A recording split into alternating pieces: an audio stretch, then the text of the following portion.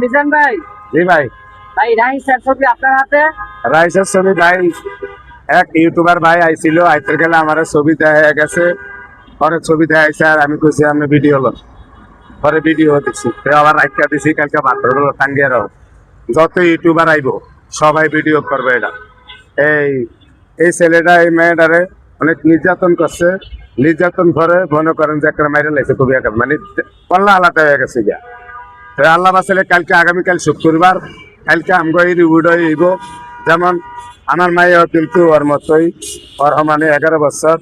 আর এই যে লোকটা ওই কিন্তু আরো অনেক বয়স্ক বড় আঙ্গত্ব। তা আমরা চাই যেমন এই যে নির্যাতনের মামলাগুলা আমগো বাংলাদেশে অন্তত যেটি ডাইরেক্ট হাতে নাতে ধরা পারবো, চোর যেমন চুরি করতে গিয়ে হাতে নাতে ধরা কিনা ধরানো চলে যায় না, আবার এরকম কাজ কারবার যারা করবো একবারে হাতে নাতে ধরা দিয়া সরকারি হাতে যদি যায় অন্তত 3 দিনের ভিতরে যেন এই বিচারটা করে।